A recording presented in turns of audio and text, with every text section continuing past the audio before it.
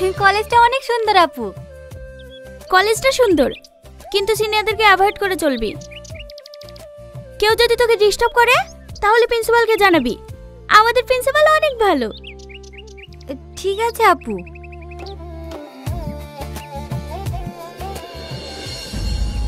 মেয়েগুলো নতুন মনে হচ্ছে, চল মামুনিদেরকে আমাদের পরিচয়টা দিয়ে আসি। নাম কি সোনা? কি রে, নাম বলছে না যে? কালা মনে হয়। চলো আপু।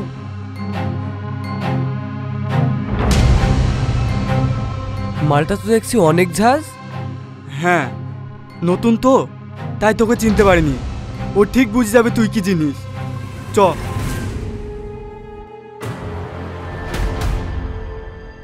গুড মর্নিং সবাই। আজকে পড়াবো বিশ্বের ভাষা ও পরিবার।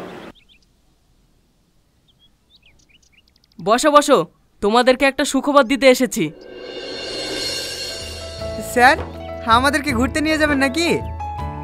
না না, আমাদের কলেজ থেকে এবার ম্যাগাজিন বের করা হবে। তোমাদের ক্লাসের কেউ যদি লেখালেখি করে থাকে তাহলে তার নিজের লেখা আগামী 2 দিনের ভেতরে জমা দেবে। কোন স্যারকে জমা দেব? কোনো স্যারকে না, রোহনকে জমা দিবা। রোহন এগিয়ে এসে এই উদ্যোগ না নিলে আমরা ম্যাগাজিন প্রকাশনে পিছিয়ে থাকতাম। স্যার, আমার লেখা তো প্রেম ভালোবাসা নিয়ে, আমার লেখা নেবেন তো?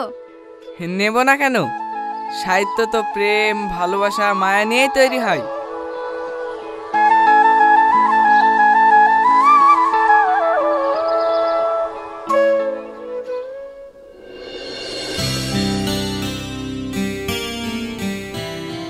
কিরে রাশিদ, কি করছিস? এদা ভাই, রিলস দেখছি। সারাদিন বেকার রিলস না দেখি পকেট পকেটে ট্রেডিং করে ইনকামও তো করতে পারিস। কিভাবে ভাই? তাহলে শোন, প্রথমে ডিসক্রিপশনে দেওয়া লিঙ্কে গিয়ে রেজিস্টার করে আমার প্রোমো কোড MO25 ইউজ করে ডিপোজিট করবি। এখানে 100 টাকা ডিপোজিট করলে 200 টাকা পেয়ে যাবি। ঘরে বসে বসে এটা কিভাবে সম্ভব? আরে পরিশ্রম ও দক্ষতা থাকলে সব কিছু সম্ভব। ডেমো অ্যাকাউন্টে ট্রেড করে রিয়েল অ্যাকাউন্টে ট্রেড করবি, আর এটা ভেরিফাইড, কোনো রিস্ক নাই। ভাই, তাহলে এটা রেজিস্টার করার জন্য কি কি লাগবে? আরে তেমন কিছু না, ফোন নাম্বার আর ইমেল আইডি দিয়ে রেজিস্টার করতে পারবি। আর এটার ইন্টারফেস একদম ইজি। আর এখানে তুই পাবি সোশ্যাল ট্রেডিং, অন্য কারোর ট্রেড দেখেও ট্রেড করতে পারবি। তাহলে ডিপোজিট কিভাবে করব? একদম সহজ, ইউপিআই, ফোনপে ও কার্ডের মাধ্যমে ডিপোজিট ও উইথড্রল করতে পারবি। টাকা 5 মিনিটে চলে আসবে অ্যাকাউন্টে। আচ্ছা, এই দেখ, তোকে ট্রেডিং করে দেখাচ্ছি। এখানে গেস করতে হবে গ্রাফ উপরে যাবে না নিচে। যদি মনে হয় উপরে যাবে তাহলে ব্লুতে, আর নিচে যাবে মনে হলে রেডে ক্লিক করতে হবে। আমার মনে হচ্ছে গ্রাফ উপরে যাবে, তাই ব্লুতে ক্লিক করলাম। এই দেখ, ট্রেডিং সাকসেসফুল হয়েছে, জিতা টাকা আমার অ্যাকাউন্টে। আরে বাহ, বুঝে গেছে কি করতে হবে। ডেসক্রিপশনে দেওয়া লিঙ্ক থেকে রেজিস্টার করতে হবে আর প্রোমো কোড দিয়ে ডিপোজিট করে ট্রেডিং করতে হবে। তো বন্ধুরা, আপনারাও ডেসক্রিপশনে দেওয়া লিঙ্কে গিয়ে রেজিস্টার করুন আর আপনার ট্রেডিং জার্নি শুরু করুন।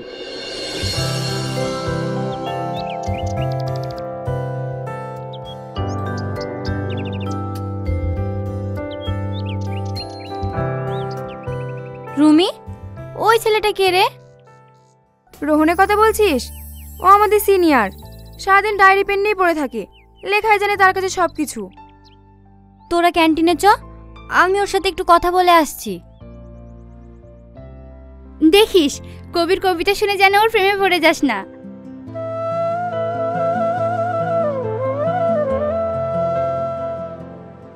শুনছেন? এদিকে আপনাকে বলছি। হ্যাঁ বলো, তোমার কোনো লেখা জমা দিবা নাকি? না, আমি কবিতা লিখতে পারি না, আপনার সাথে একটু কথা বলার জন্য আসলাম। ও, তুমি চাইলেই তো লিখতে পারবে।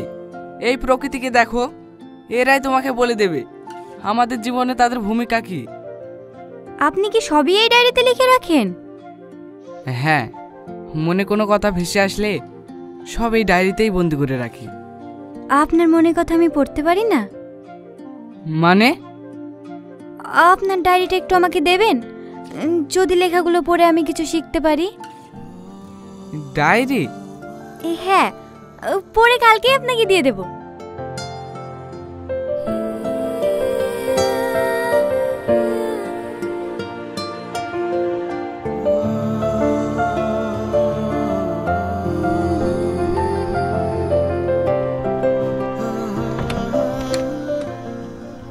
লেমা, দুধটা খেলে, না হলে আবার ঠান্ডা হয়ে যাবে। ওখানে রেখে দাও, আমি একটু পরে খাচ্ছি। তোকে তো কখনো ডায়েরি পড়তে দেখিনি। ডায়েরিটা কার?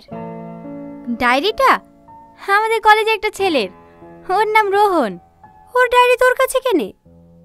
কলেজ থেকে ম্যাগাজিন বের হবে, যারা যারা লেখে তাদের লেখা 2 দিনের ভেতরে জমা দিতে বলেছে, তাই ওর কাছ থেকে ডায়েরিটা নিয়ে এসেছি, যদি কিছু শিখতে পারি। হো, তোদের খুদি লেখকের একটা কবিতা পড়ে শোনাবি? হ্যাঁ, কেন শোনাবো না। কবিতার নাম সাদা কাফন। বাবা, কবিতার নাম শুনে কেমন যেন গাটা শিরিয়ে উঠল। সাদা কাফন অস্থির মন, বুঝবে তখন হারিয়ে যাব যখন। সাদা কাফন তুলে রেখেছিল কতজন, হাতছানি দিয়ে ডেকেছে তার সাথী, তারাও হয়েছে কবরবাসী। সাদা কাফন পরে চলে গেছে কতজন, আমরাও চলে যাব। সাদা কাফন পরে সেদিন কাঁদবে কে হাতটা ধরে? কারোর হবে ভালো, কারোর হবে খারাপ। এই দুনিয়ায় করেছি কত পাপ, যদি লেগে থাকে কারোর হৃদয়ে তীর, ক্ষমা করে দিও এই শেষ শূন্য যাত্রায়। এই যুগে পরকাল নিয়ে কেউ ভাবেই না, সবাই নিজে নিজে নিয়ে ব্যস্ত। এখন আর কেউ সমাজ, প্রকৃতি, বাস্তবতা নিয়ে লেখে না বললেই চলে। ঠিক আছে মা, তুই পড়, তোর আব্বা আবার বাইরে খাওয়ার লেগে বসে আছে।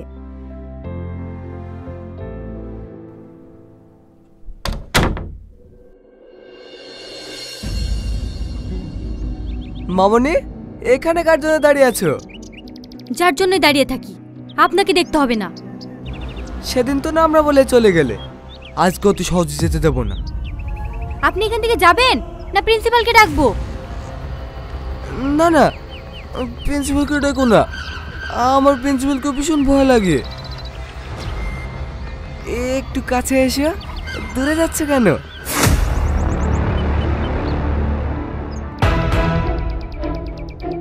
আবার বিয়া তুমি শুরু করে দিয়েছি। দেখ, এটা আমাদের পার্সোনাল ম্যাটার, তুই এর মধ্যে নাক গলাতে আসিনি। তোর মতো ছেলেকে আমার ভালোভাবে চেনা আছে, ভালোই ভালোই বলছি, ঝামেলা না করে এখান থেকে চলে যা, না হলে কিন্তু অনেক খারাপ হবে। তোকে আমি ঠিকই দেখে নেব। আমাকে দেখার আগে প্রিন্সিপালের সঙ্গে দেখা করিস। থ্যাঙ্কস। এতে থ্যাঙ্কসের কি আছে? আমি তো আমার কর্তব্য পালন করেছি। আর তাছাড়া আমার সামনে অন্য কিছু হলে আমি কখনোই মুখ বুজে সহ্য করব না। আপনি অনেক ভালো মানুষ। এই নিন আপনার ডায়েরি। সব পড়া হয়ে গেছে? হ্যাঁ, আপনার কবিতা মাকে পড়েও শুনিয়েছি, মা আপনার অনেক প্রশংসা করছিল। আমি এখন আসি। হ্যাঁ,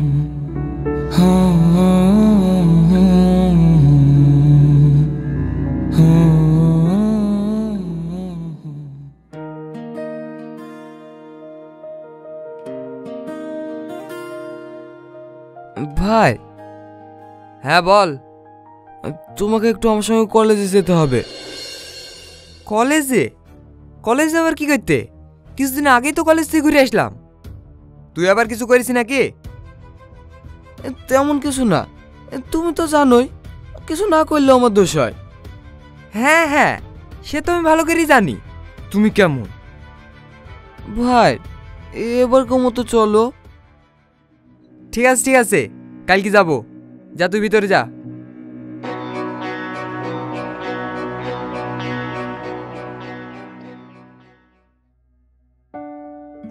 আসবো স্যার। আরে সেলিম বাবু, আসুন আসুন,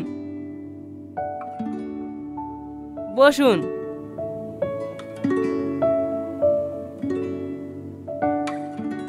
হঠাৎ কলেজে কি মনে করে? কি করব, ছোট ভাইটার জন্য মাঝে মাঝে কলেজে আসতে হয়। আপনি বলে ওকে দেখা করতে বলেছেন। ও, আমি তো শুধু ওকে ডেকেছিলাম, বকবো বলে ভয়ের সঙ্গে করে আপনাকেও নিয়ে এসেছে। বেয়াদব একটা, কলেজে ওপেনে স্মোকিং করে, কোনো স্যার কিছু বললে মুখে মুখে তর্ক করে, আবার মেয়েদেরকেও বিরক্ত করে বেড়ায়। কিরে, তোর নামে সব কি শুনছি? তুই যে বললে কিছু করিসনি।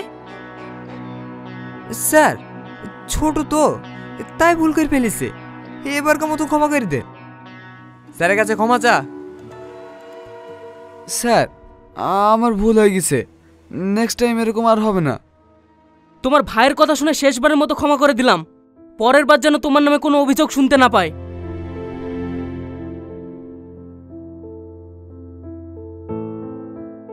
সেলিম বাবু,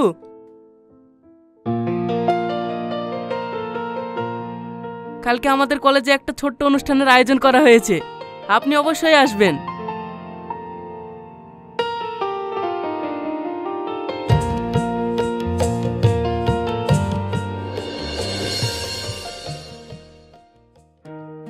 রোহন, রোহন।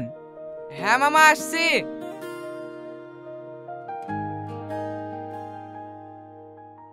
কি ব্যাপার, এত সকাল সকাল কোথায় যাচ্ছ? আজ কলেজ থেকে ম্যাগাজিন বের হবে তো, তাই স্যার সকাল সকাল আমাকে যেতে বলেছে। হো, চাটা খেয়ে যাও।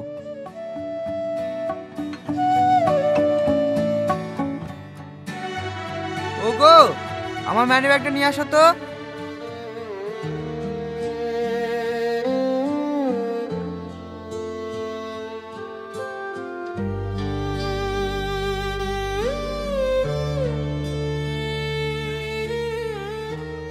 হে নাও। না মামা, থাক। আরে ধরো তো।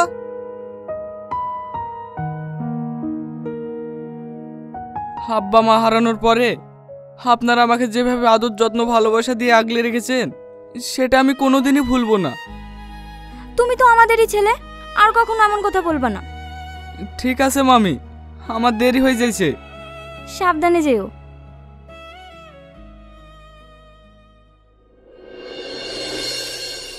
এইবার মঞ্চে ডেকে নেব আমাদের কলেজের গর্ব, খুদে লেখক রোহনকে। রোহন, তুমি মঞ্চে এসো।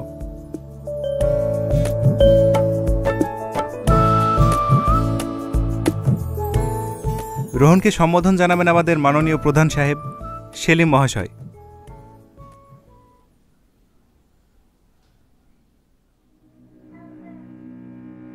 সরি স্যার, আমি এনার হাত থেকে সম্মানপত্রটা নিতে পারবো না।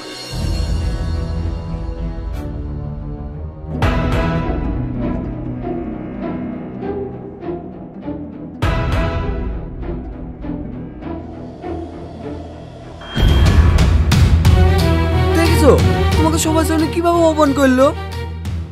আবার জানো ম্যাগাজিনে তোমার নামে কি লিখেছে?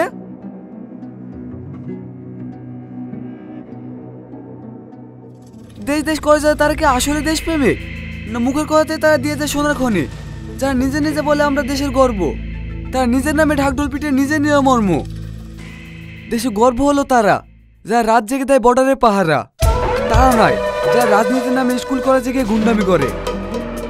শালার এত বড় স্পর্ধা আমার নামে লিখেছে। এই শাইনটা শালাকে এক্ষুনি তুলে নিয়ে আয়। ঠিক আছে ভাই।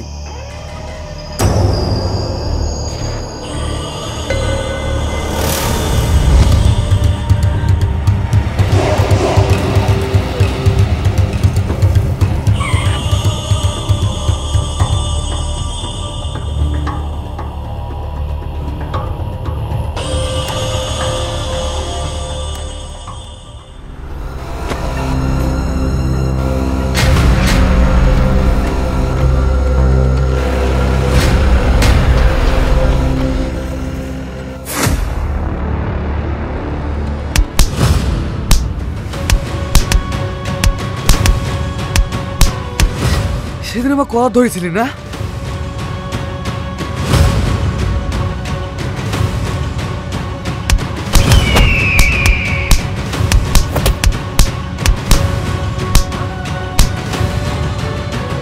তোর এত বড় সাহস, আমাকে অপমান করিস? কাজটা তুই মোটেও ঠিক করিস না। তোদের ভয়ে আমি কোনোদিনই থেমে থাকবো না। তোর এমন অবস্থা করবি সামনে বাজানে পেন না ধরতে পারে।